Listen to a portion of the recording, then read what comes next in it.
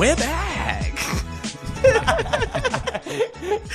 Oh, what's going on? What's the word?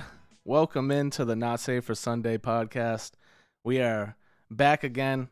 We're actually doing a episode 2, a follow-up episode from the questions that Spencer had getting ready for marriage. So if you haven't listened to episode 1, make sure you go back and give that a listen because there's a lot of good stuff in there. And as always, I am joined by Daniel. Daniel, what is up, my dude? I'm going to try not to make any innuendos that will set Ken for a spit take this week. Yeah, you guys got to keep it together. You guys, dude, I was under control.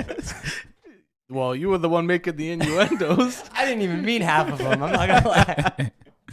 That's how good you are. I'll work on my smallest to largest innuendos. Yeah, please do. Please do. And I'm joined by Ken. What is up, Ken? What's going on? How are you, Josh? I'm good, man. You going to keep it together today? I'll try my best. All right. No spit takes today. I got my water queued up, so we'll see. We're going to find out in a little bit. And once again, joined by Spencer. Spencer, what is up, my man? Not much, man. I'm feeling good. Feeling better than a Republican after the presidential debate. Oh, God, Lord. Here we go. Here we go. Here we go. We're not doing that. We're not doing that. Oh, man. So, like I said, last episode, Spencer's getting ready to get married in August, and we're right around the corner, and he has some questions for us, and we just kind of want to continue and keep going down the questions that he has for us so we can continue to pour out some good information into him and anybody else that's preparing to get married or is thinking about marriage or just has questions about different things about married life. And we're going to get right into it. So Spencer, take it away, my man. All right. Yeah, that sounds good, man. So yeah, taking a slight turn from... Hold on. Time out. I just remembered something. I have to make a correction for last episode. Oh, okay. So I said that I was married for 6 years this year. It's actually 7 years. Oh, my God. I gotta fix that now. I'm sorry. I'm sorry to cut you off, but I just remembered it. I was driving home after the episode, and I'm not good at on the spot math, so I had to carry the one. Yeah, I had to get fingers and toes out, and had to figure out. But Melissa, if you're listening, yeah, sorry about that. Sorry about that, babe. 7 years. 7 years in September. So. I hope I got the month right. So I know this is not one of your questions, but just good advice. Don't forget how many years you've been married. Yeah. Yeah. I keep it in the calendar. Yeah, put that on the list. Put it on the list. All right, take it away, Speds. All right. So do you guys have any tips on navigating in-law relationships, which are infamously tricky sometimes? So as we were building our home, which was supposed to take... First, it was supposed to take 9 months, then it was a year, and then that year turned into 2 years. So my in-laws, when we initially asked them if we could live with them while we were waiting to have our house built, we told them, yeah, it should be 9 months to a year. They let us move in with them and live with them in the meantime, in hopes that it would be done within a year. But that year turned into 2 years quickly. So I got to experience living my daily life with my in-laws. So I have spent a lot of time and did a lot of reflecting. But I guess the first thing I'll say about navigating, I guess the in-law relationship is just kind of understanding where your line is for your family. Because in-laws can sometimes try to overstep that boundary and tell you how to raise your kids and tell you how to do this and how to do that. At the end of the day, it's your home. It's your household. You need to be able to make those decisions on your own for what's best for you and your wife, because you guys are, I'm sure, having different conversations than what your in-laws are aware of or privy to. So, I think I navigated a lot by just being upfront with my in-laws and just kind of telling them, hey, this is how I want to handle this. And it's not an argumentative. We're not having a back and forth. This is how I'm going to do it. You don't have to agree with it, but this is how I see raising my son. This is how I see my career, my life. I love and care for your daughter, I'm going to make sure I do everything I can for her to excel in her life and in our marriage. So I think that kind of took a lot of the, I guess, uncertainty of where I stood with them. Yeah, this is definitely the whole journeying towards oneness, is because you're marrying the girl, but with the girl, just like with you, comes this family, this upbringing, certain traditions, certain everything, and so it's definitely walking a fine line of honoring, but also having an understanding that is now extended family, and you two now are that therefore man shall leave his mother and father, cleave to his wife, and the two shall become one. So this is now primary family, is you two, becomes first priority. Extended family becomes more like second priority, right?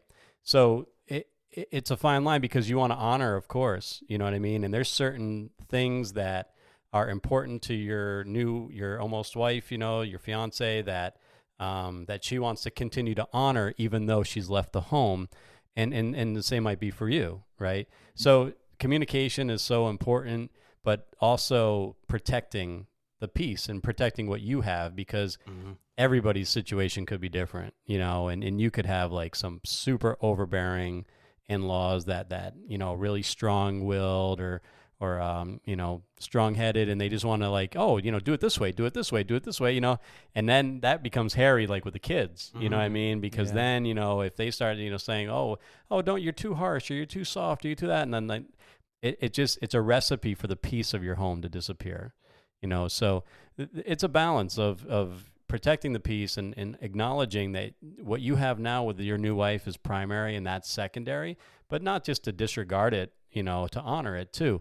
I'll tell you, my first time I offended my wife when we were married, it was like, I don't know, I felt like it was like day one in our apartment, Right off the bat. Right off the bat. Get it out of the way early. First week. It was probably first week, and like, you're wearing that?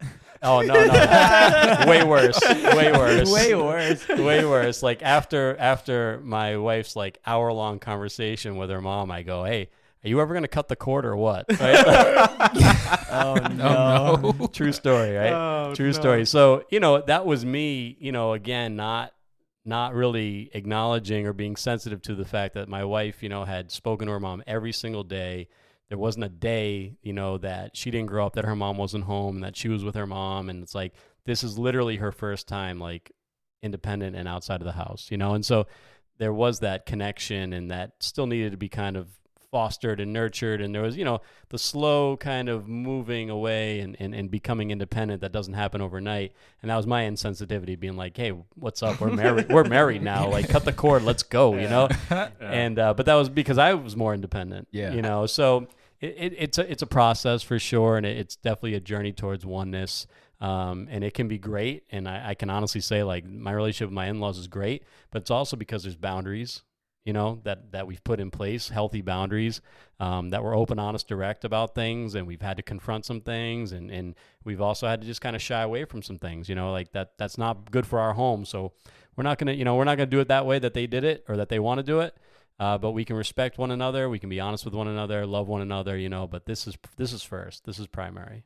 Because I know the question was navigating, so then there becomes like that negative connotation with the navigating and the in-law relationship, you know what I mean? But Ken just said it, and I'll agree. My relationship with my in-laws is fantastic. Like they are probably some of the kindest people that you'll ever meet in your entire life, and you get their extended family, like their parents and stuff like that. So, and you get to meet these different people that were brought up in a different way, much differently than I was brought up. So now you're experiencing a different home style. I have incredible in-laws. No further comments. They listen to the podcast, but love you, Randy and Kathy. But, I think the in-law relationship is, one that, like any other relationship, it just needs to grow and develop over time. I think you both learn communication styles. You learn more about each other.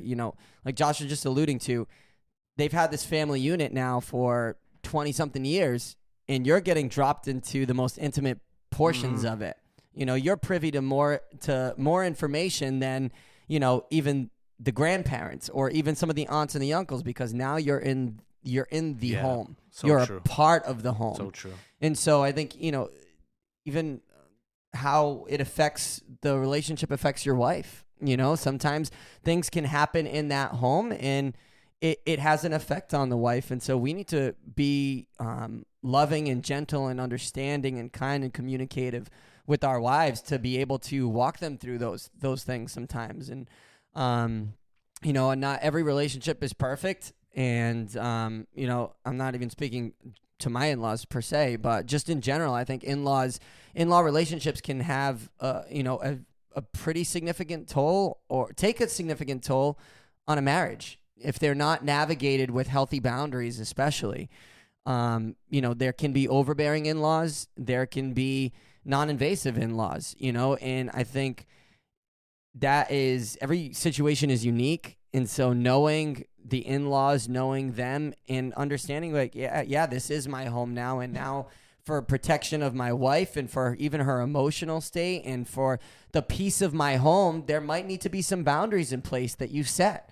And with your parents, you need to be sure that you're even 10 times more aware of the boundaries that need to be set because they're your parents. Mm-hmm. So they're kind of your problem to deal with. Yeah. You know, like you need to snap them in line. Make sure your wife doesn't have to go and talk to your parents because that's not going to be pretty. Like you need to make sure you're setting up the healthy boundaries in line that need to be there because things can get real ugly real quick. I've seen blowouts. I've seen family, disasters come from not navigating the in-law relationships. I was going to say, even taking it further, I mean, it causes straight up divorce. Absolutely. Wow. Oh yeah, no, it can. I know stories of people who it was so bad and it was navigated so poorly that it caused straight up divorce and split. So, you know, what Daniel's saying is 100%, and he made a great point about each spouse should really be kind of like responsible for speaking to.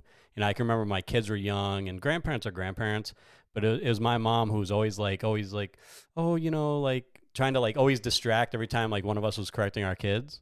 And I had to take my mom aside and say, you need to stop. You know what I mean? Mm-hmm. Like, I love you, and I know like it hurts a grandparent to see, and it's not like we're smacking them around. It's just like anything was like, oh, let me distract, and that way it will take care of this, and the kid won't have to be corrected. So I had to take her aside and say, you need to stop. Like, this is our family. This is our kids, my kids. You know what I mean? We're going to correct them. We're going to, you know, I know it hurts you as a grandparent, but that's okay. You know, they're fine. So protecting that, because oftentimes what happens is that the protection happens kind of in a different way, where instead of protecting your spouse, you know, by addressing your own parents, you're protecting your own parents at the peril of your spouse. Mm-hmm. And that oftentimes happens, like, oh, definitely. I don't want to offend mom and dad, you know, and so you kind of like compromise certain things, but now what does that do to you? You know, like you're her husband, right? And so, and vice versa, right? So it's like, no, the primary relationship is the one that you're going to now have, and everything else is secondary. That doesn't mean it's disregarded, but it just means that it has to be done in such a way that your peace and, you know, the care, the love, the comfort of your relationship is met there first, and then we honor them afterwards. You know what I mean? But you guys are number one. Okay, so one thing I've noticed, with my friendship with Josh, for instance, is a great example, or another friend I have named Oscar. It seems like when you get married, you have young kids, it's not so easy to just go hang out with your friends like you used to. And I think we all know how important, community is, Christian community and things like that. So, how do you kind of, prioritize, I guess, for lack of a better word, keeping those and maintaining those friendships and things outside of your, marriage? Well, it definitely changes.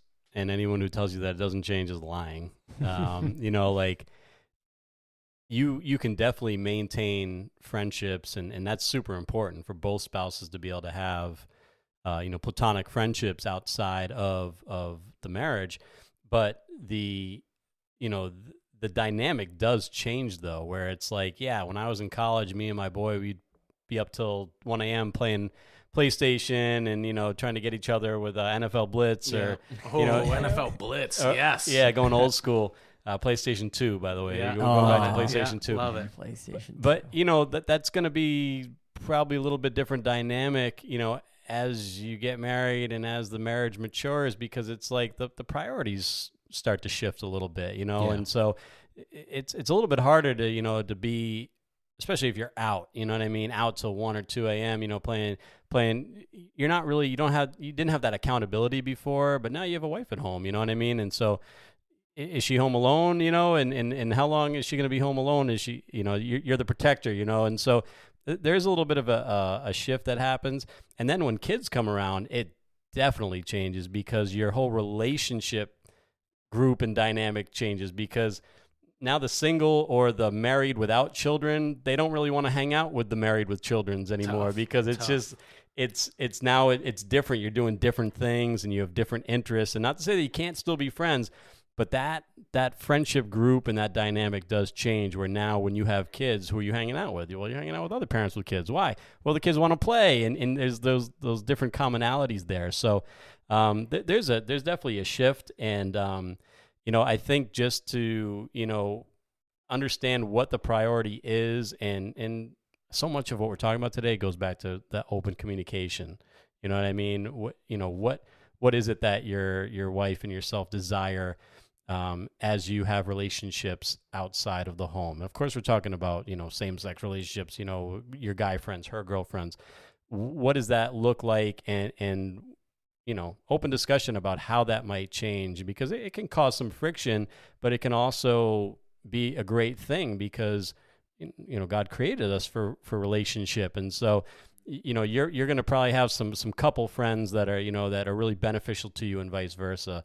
But the shift will be because there's a new priority, if that makes sense. Yeah, totally. I think I'm going to attack this from a couple of different ways, okay? The first thing is, you said having Christian friendships, right? Well, you can't have Christian friends if you don't put yourself into situations where you can make Christian friends. I'm going to start with that. So Ooh. if you're not, if you're just showing up to church, you're not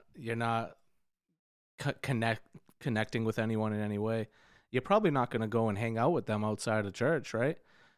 I think the biggest thing for me, my biggest shift, was putting myself in situations where I was being surrounded by other Christian men, getting to learn who they are, and then forming a friendship there. So that's whether it was connect groups, whether it was serving within the church, whether it was when in the youth ministry, and being able to, now I have the friends that I had my entire life, not necessarily all of them are Christians, but now I've formed these relationships with Christian men that I can go and hang out with them and have that relationship with them. But I had to step out and say, all right, I'm going to actually meet people. You know what I mean? Because our entire lives, if you think about it, a lot of your friends growing up were either in your neighborhood or you went to school with them probably. So that's because you spent all that time there around them, and then eventually you guys got to know each other and became friends. And the things that you did, like Ken was just alluding to, changed over time. When you were younger, you were probably out playing sports with them, and you guys had camaraderie and bonded, or you were playing video games at the house, or whatever it was, going to the movies, hanging out at the mall, you know what I mean? So you had those things, but now when you get into, like at my age, and where I'm in my mid-30s, well, I'm not staying up all night playing video games. I'm not going to walk around the mall. Like, I don't go out to the bars and drink. So, like, I'm not 21 anymore. Like, what? Now it's trying to navigate what does it even look like to hang out and spend time with friends and appreciate and enjoy those friendships. And it changes throughout time. And now it's become, all right, come over, let me cook you dinner. Let's hang out, we'll have dinner. Oh, let's go hang out in the yard, we'll have a fire or something like that, and we'll just hang out and talk. And things change. Or go fishing, go hiking, like this, go play volleyball on Sunday after church with people from the church. Like, there's different ways that you have to navigate as you get in the different stages of your life of what a friendship looks like, and understanding, like, all right, we want to hang out. Well, what do you want to do? Now you got to have that communication. You have to have that camaraderie with that person to say, all right, well, Because can you just sit with anybody in a room for 2 hours and like make it a worthwhile experience? Maybe, but if you know the person well enough, it's probably going to be a little more because you're going to have more in common, more to talk about, and things like that. You know what I mean? Yeah, totally. I think as you get older and you get to different seasons, like the stage of newlywed, then having your own apartment, then having your own house, then having kids, like all those different stages come with different progressions of like the friendships, if you will. As a newlywed, you're still very closely attached to your friends that you had as you were single. And so, when I first got married, it was a lot of online video games with mostly like a lot of my cousins and friends and stuff online. And I was living like an hour away up towards Worcester. And so, I wasn't really being like able to be physically close to them and hang out with them. So we play video games a lot. And, then you realize it's like, all right, my wife wasn't the fondest of my high-pitched laughter at 3 a.m. when she had to go to school the next morning. She wasn't too thrilled. And so, you find ways to build friendships in healthy ways, but understanding that the ultimate friendship you need to build is the friendship with your spouse. Mm-hmm. And you need to make sure that you guys are each other's best friends. And so be friends with each other. Don't just get stale. Foster that relationship, date her, go on dates, go and do things, and foster that friendship first. And, like we talked about in a previous episode, like she'll have no problem sending you out the door with your clubs to go golfing and go hit 18. But, that's because she feels cared for and loved and valued and feels like she's your first friend. And then she'll send you on your way. And so, I don't think that you have to cut off friends or do all this sort of crazy stuff, but the dynamic does change. And a lot of times we're friends with people who are our age, and eventually they kind of get to the same stage as us, and they realize like, the dynamic does change. And so there's no offense there that we're not hanging out as frequently or we're not talking as frequently. Like, it's probably more practical that we hang out once a month instead of once a week or twice a week, but when you have a house and you got to cut your grass and, you got to fix your garage door and your oven lets go, which are all three things that happened to me in the last week. That you understand that like there are also there's priorities and there's responsibilities and they're on you, to take care of those things. And so, you might need to shelf a couple of hangout sessions, but if you have good friends that you value and that you love and you've built good relationships with, then they'll understand that, that's just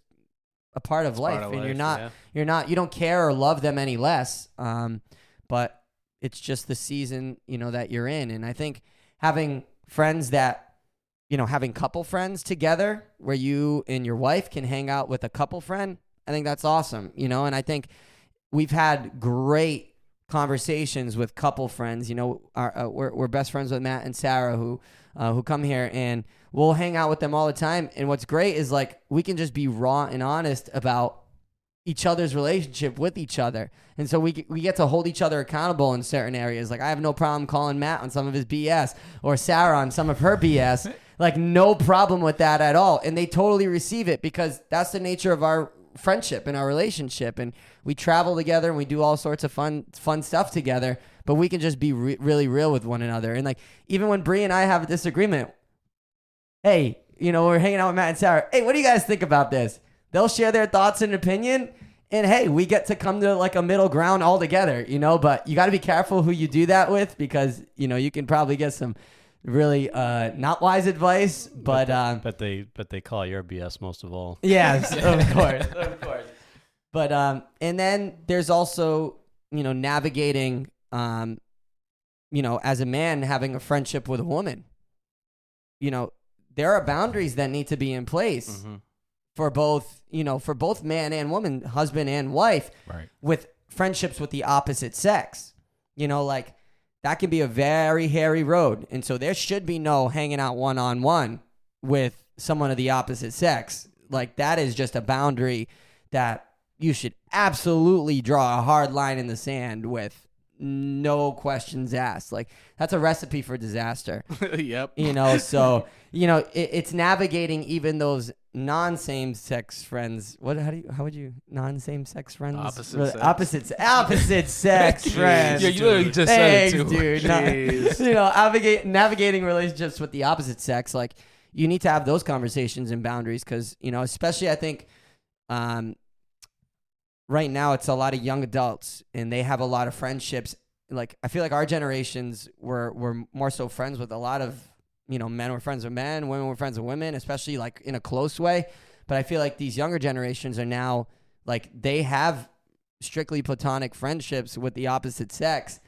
And so how do you navigate that when you get into a serious relationship in a marriage? Well, you have to draw hard lines and boundaries in the sand because the devil is lurking. He's out there and he is going to use anything and anything that he can to get against you. And I was talking to my wife about the episode from last week about all the sex talk. She was horrified, by the way. She had to listen to the episode to make sure I got clearance from her.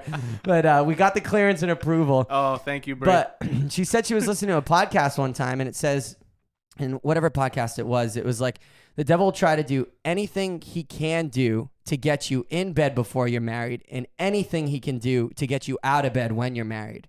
And so navigate hardline boundaries when it comes to opposite sex relationships, knowing that the enemy is always lurking and he is going to try to use anything and everything he can to get to your relationship and fracture it. So friendships on all dynamics are important, and navigating them is sometimes difficult, but like anything, it's just something you get through.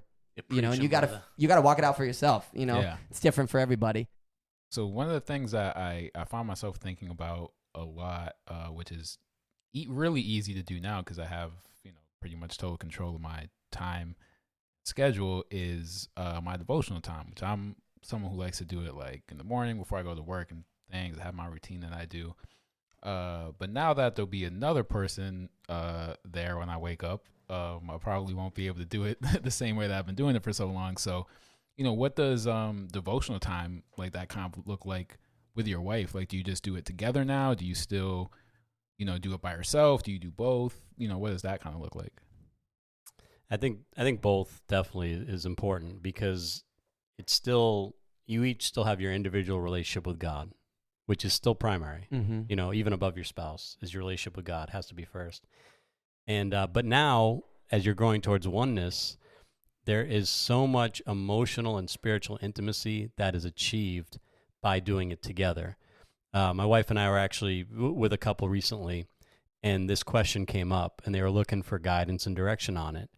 And my wife was really good in talking to them and saying, when you pray together, just for example, you get to hear some things, like let's say out of your husband's or your wife's mouth, you get to hear some things that maybe like you didn't even know that they were concerned about. That's so good. You get to hear some things that like you didn't know they were struggling with, or that you just didn't know, because with God, we know that we're taught to like cast all of our cares to him. And so in prayer, we do that.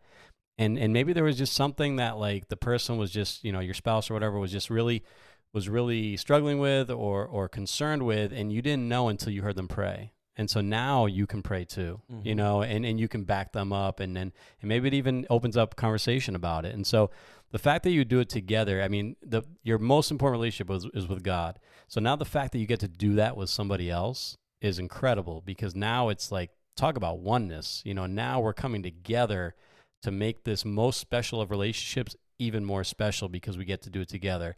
It doesn't negate your personal relationship with God, but making sure you also have time to do it together is really important, because it really just helps you grow in that oneness journey, and it definitely makes for more emotional and spiritual intimacy. And so, that might change with schedule. It becomes very difficult with kids, not going to lie, that just, there's less time, there's less focus on each other, for seasons when you have kids, but trying to make sure it's a priority in addition to your first priority, which is your personal relationship.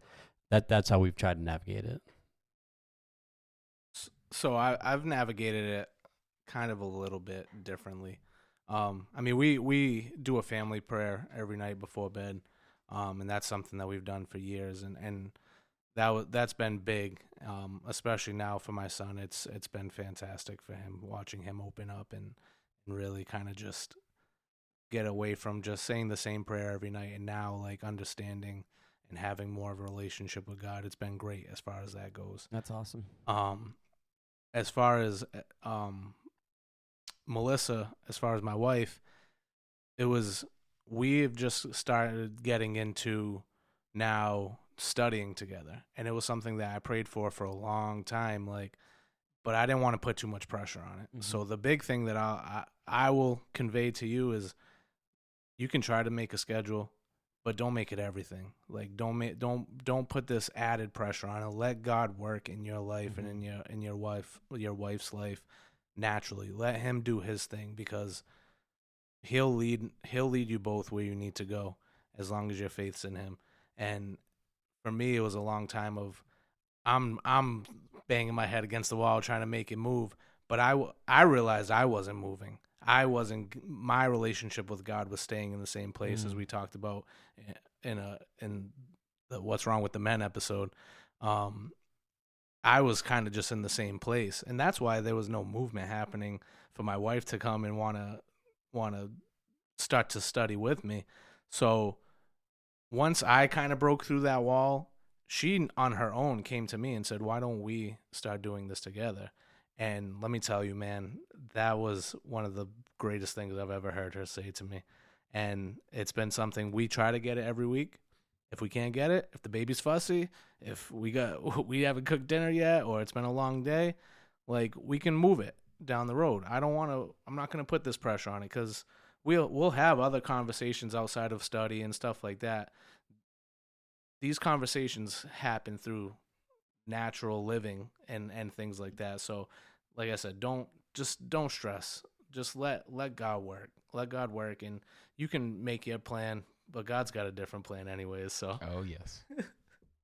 Yeah, I think to go off of them, it comes in ebbs and flows. There's seasons where you might be hot on track, and you might be really plugging away and doing devotionals together, and then there might be times where it's you're working it out more individually. You're walking out your faith or doing devotionals a little bit more like on an individual basis. My wife is a morning person, although she's starting to transition, but I am a night owl. Like 9-10 o'clock hits and I'm ramping up. Like, I want to break out the toolbox. I know, because I get your texts at 10, 11 o'clock at night, and I've been asleep for 3 hours. I'm so sorry, and dude. I'm like, this that happened last night with Ken. Yeah, this guy's up and at it. All right. But that's my brain starts coming alive. Like, my best idea is past 10 p.m.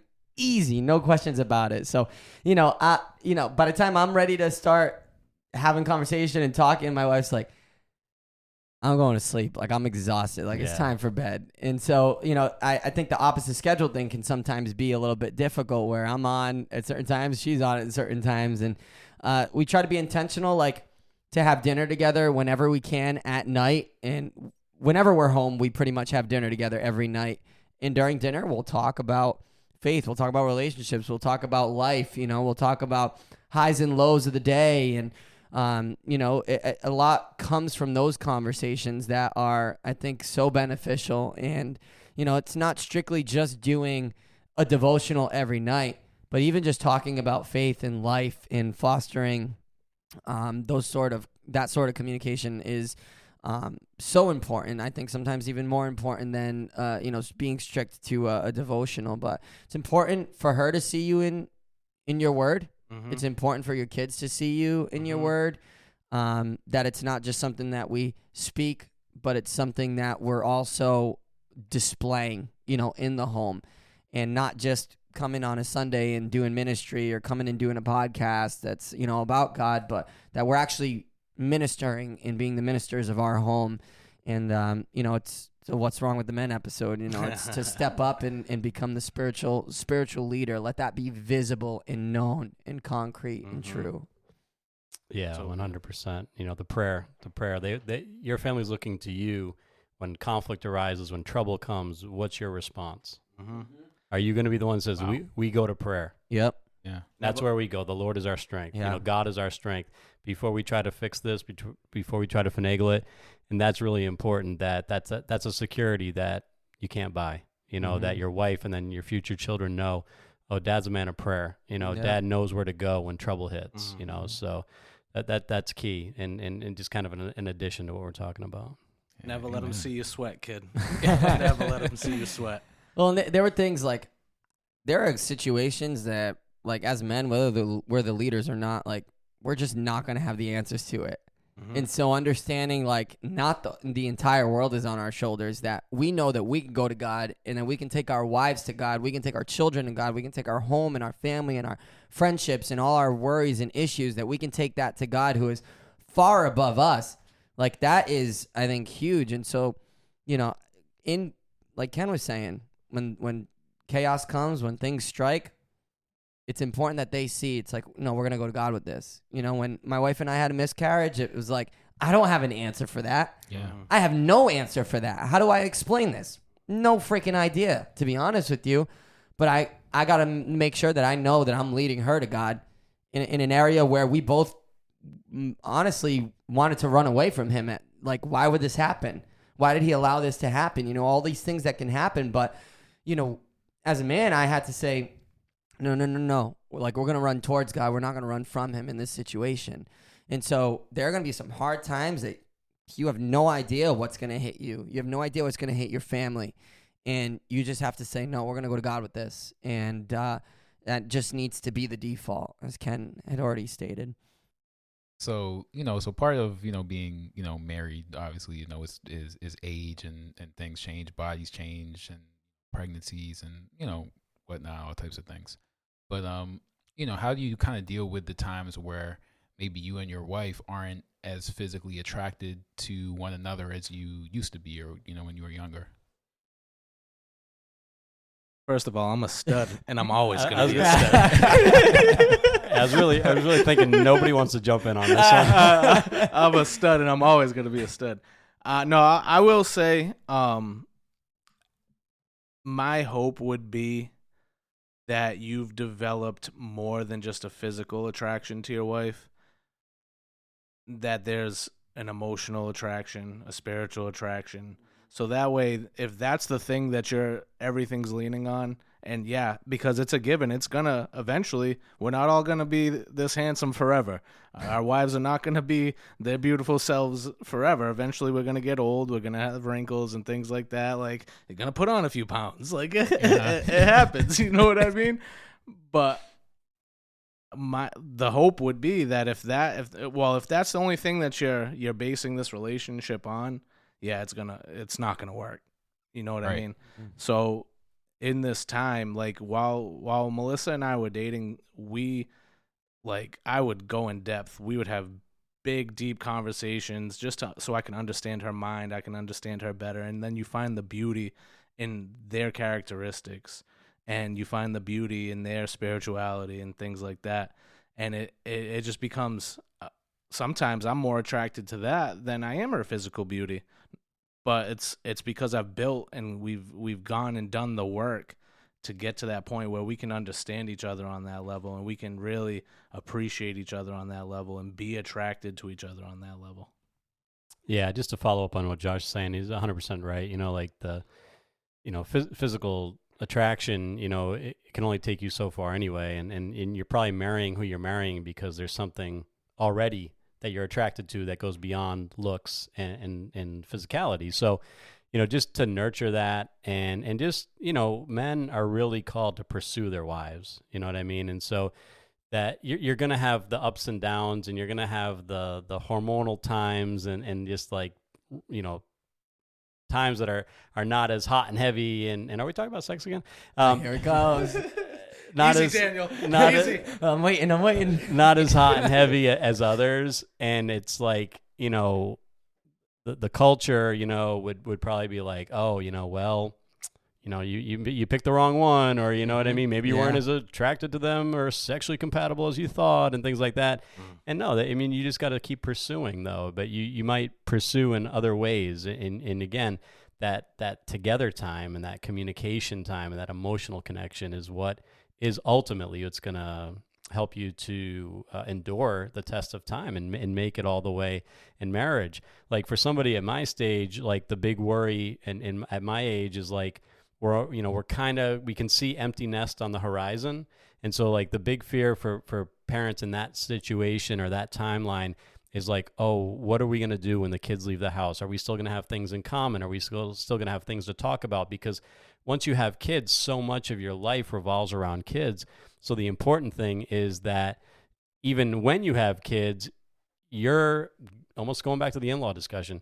Your relationship is of a primary importance. Everything else comes second to that. Kids can never be put above the marriage relationship. Yeah. They're always secondary, no matter how important they are. It's true because so many couples, they put the kids first, and then the kids move out someday or go to college, and the parents get divorced after 20 plus years because they never really focused on the enjoyment of one another. Maybe they had kids really early or whatever it might be. And so they've really lost touch and lost track. And only the kids were the glue that kept them together. And once the kids are gone, it's like, well, who are we? Who am I? Who are you? So just that constant pursuit of one another and keeping the marriage relationship always primary, and definitely the emotional connection, not just a physical connection, emotional intimacy is key of importance, for a long-lasting marriage. I'm a pretty superficial person, some would say, I guess. So physical attraction, I know, society would say we shouldn't value those things, but I 100% value that. Like, I love that my wife is beautiful. I love that I am attracted to her. I love that there are qualities and traits that I will not name on this podcast that just get me going, And so it's not safe for Sunday though. I won't get into too much detail, but so physical attraction I think is a huge thing, and they've already touched on the fact that it can't be the only thing, but I will not understate, like, that's a huge thing for me, especially. Like, I want to be physically attracted to my wife, and so understanding that is also that I also have to be physically attractive, and so I have to take care of my body, and I gotta do things to make sure that I don't get out of control. And granted, we're gonna get wrinkly, like we're gonna get white hairs. My wife will point out some of the white hairs that I'm starting to get in my beard. And I'm like, if I go white, I go white. If I go bald, I go bald. Like, it is what it is. This is how God made me. And if things go south, then, those things are going to happen. But, the things in our control, we try to work towards. And we don't put that pressure on our wife to, have to, you're going to have to be this 100 and something pounds your whole life and never gain an ounce and never get a wrinkle and all this stuff. But I think as you get older, you become more emotionally attracted, and you become more attractive to the things that are even outside the physical realm. And that attraction leads you into a further intimacy with them. There's going to be times where physical attraction, nothing changed, but because of the dynamic of maybe a situation you're walking out, you're not going to be really physically attracted to them because maybe you're in the heat of a disagreement, or maybe there's just ongoing pent-up frustration that you haven't voiced, and so you're not as physically attracted. And I think that's when physical attraction becomes the primary thing, like, we can get really messed up because, when you get in your 40s and your 50s and your 60s, and if physical attraction was the only thing, those things are going to fade. Sometimes you got to work towards being physically attracted to one another because, if you don't work at anything, it can become stale. And so work at those things. Pursuit. Don't ever stop pursuing. Exactly. Don't stop romanticizing. Don't stop being working towards attraction. I say sex is like a fine wine. It gets better with age. And I would say that's the second time you've said that. Did I say that last podcast? Pretty sure. Yes. I thought I didn't drop that one. That's why I wanted to drop it this one. You holding that one? I was holding it in all week thinking I was going to get a whatever. But, that saying holds true for me because we work at it, and we work to be intentional at it and be physically attracted to each other and physically attractive for each other. And so that's just something you both have to value in one another and have conversations with one another. I think it's important. Yeah, nobody wants to be with somebody who's busted. No, they don't. He's got a great personality. I never bought that. No. Listen, I'm Looks all, don't I'm matter. all personality. Get out of here. Looks don't matter. Oh my God. I'm all razzle dazzle. I like the fine details. before we close out, do you guys, any of you guys, have last minute advice that we kind of haven't gotten to that you think is something that Spencer needs to hear before he ties the knot here? If it's just something quick, there was a question we didn't get to, anything that you wish you knew as a newlywed. And it just stuck out to me because what you're doing now is good, right? The question asking and the seeking knowledge and advice. Premarital counseling is always great. Unfortunately, I don't know if it's a people problem or a church problem, but oftentimes we get into marriage and we stop that quest for knowledge and growing, and we start taking it for granted. Well, now I'm married now. It's all just going to happen. And so that's something I would encourage you to continue pursuing growth and knowledge, like maybe if it's appropriate, like find a decent like marriage book, you know what I mean? At some point as part of your devotion time. We know he likes his books. Yeah, well, yeah, there's some books, Book guy. Thirsty for knowledge, like go to a marriage conference, spend a weekend away somewhere that's not just for the vacation and the honeymoon type thing, but like even just to enrich yourselves, like find a good couple to hang out with, like let's maybe a little bit more experience with you. Like some of our greatest growth time was just hanging out with a more mature married couple and just talking life, you know what I mean? And that kind of goes back to your friendship question, you know what I mean? And navigating, maintaining those things is find couples that can pour into you, not just for that sake, not forsaking the friendship part, but that will be part of it. Because as relational people, that's what happens, right? We sharpen each other, we bless one another, we invest in one another. So don't stop what you're doing here with this 10 questions. Like continue it into marriage, and don't stop seeking knowledge and growth once you're married, because I think it's just very easy for us to take it for granted and just be like, oh, I'm married now, and it just, somehow it just like happens. It's like, no, that's when the work begins. You know what I mean? Yeah. So continue that quest, You can always come hang out with me and Melissa, dude. Anytime. I was going to show up to your house one day. You're always welcome. Doors always open. I will say, and it's something I think you and I have already talked about, just real quick, is there's going to be all this pressure on this marriage from different places, okay? Don't put any added pressure on it yourself, okay? We talked about, like, how many babies you're going to have, what kind of house you're going to live in, all this stuff. Don't worry about that. Let God handle the details. All right, you just trust in Him. If you're meant to have children, if you're meant to have a nice house and live in this area and all this stuff, it's gonna be. Don't put the added pressure on it and set the line at this is what we're gonna have. We're gonna have 20 kids. We're gonna have this. We're gonna live in this 20-bedroom house. All this stuff. Just let it happen, man. Let it happen. You gotta live this life. Just walk it out the best you can every day. So it's really been a blast doing this, and we are so happy for you and Elena. Thank you, man. Yeah, we love you guys. Yes, sir. We need a clap track, seriously. Yeah, we need some clap tracks. Throw a clap track. Yeah, there we go. We got the guy in the room that can take care of that. But yeah, we love you guys. We hope this is really beneficial to you. I hope you guys get a chance to listen to this together, and really spark some discussion within your engagement period, and then right into your marriage. And for anybody else out there, we hope this sparks some discussion within you and your spouse or your wife to be or husband to be. So until next time, that's it. Peace out. See ya. Peace and love.